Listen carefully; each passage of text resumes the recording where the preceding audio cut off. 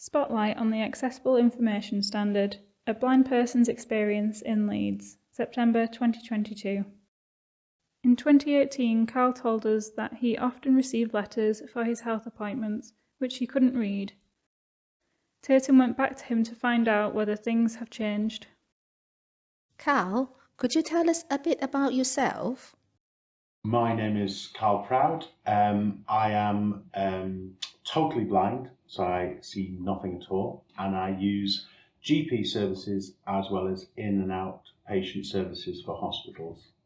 Have services contacted you in a way that is accessible for you? My GP tends to make phone calls if they require anything from me, which is accessible for me because I'm visually impaired, so they don't send letters. They also send texts, and those texts are accessible for me because I use assistive technology on my mobile phone, which can read out the text that I receive from them. So I do have good accessibility with my GP.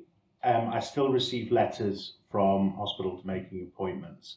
I will sometimes then get a text reminder which can indicate that there probably has been a letter being sent out to me. The text sometimes doesn't explain which appointment they're reminding me about. Normally, if I've made good connection with whichever hospital department I'm dealing with, somebody may phone me. I did have an experience where they phoned me after they'd sent me a letter because somebody had realised that I was visually impaired and then followed it up with a phone call.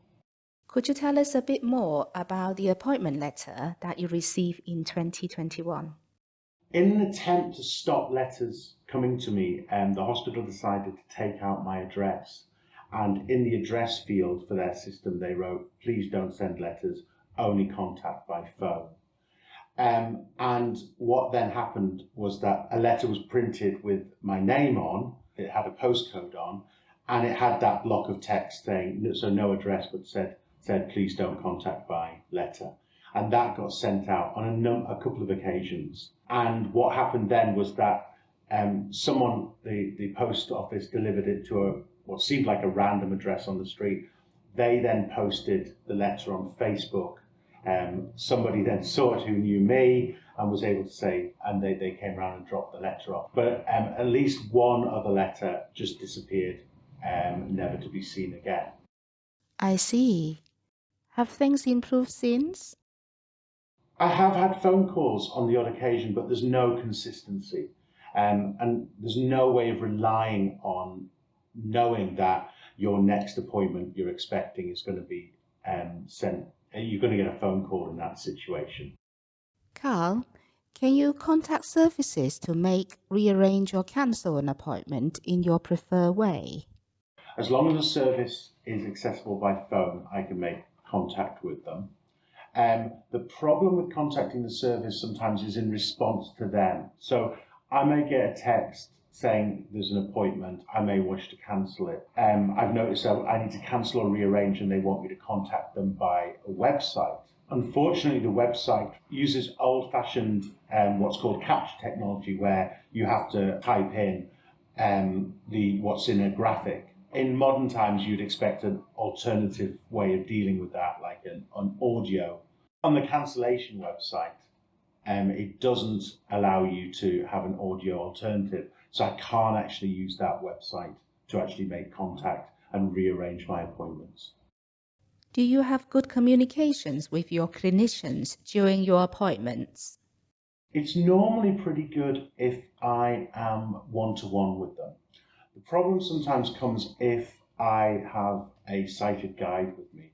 There tends to be an assumption by the clinician, if I have a sighted guide with me, that they are acting as a carer and therefore somewhat responsible for my health and care needs. And so the communication can break down at that point as the clinician will start to talk to the person with me. The problem then really comes if they want to hand on to me written information. And very rarely will a clinician have the written information in an alternative format that I can access. So I can be handed leaflets or other information which is just totally inaccessible to me. What about the information you get before an appointment? If it's a straightforward appointment, normally somebody will follow up after they've already sent a letter. I did have one situation where I had a phone call with somebody saying, look, you'll have to get somebody to read the letter to you because there's too much information for them to say over the phone. And that, of course, means that I'm then reliant on somebody else going through real details of what procedure I'm being taken into hospital for. So that is not accessible. And they didn't offer an alternative format, didn't offer an electronic format. Karl, have there been any times in the last year when you haven't been able to use services because of access issues? Yes, so I recently was unable to attend an appointment because the offered times, I couldn't get a sighted guide to get me to the actual appointment. The problem is that although I can arrange a taxi to drop me off outside of the building or even get me through the main doors, I can't get somebody to get me to whichever reception I'm required to go to. So without a sighted guide to do that for me, that I'm unable to actually find my way to the reception to attend an appointment. And I found it impossible to arrange with whichever hospital department it is to actually find a member of staff who can meet me somewhere where they could then sight guide me through to the appointment. So all they needed to do is to walk down from the reception desk to the front and I could have made the appointment.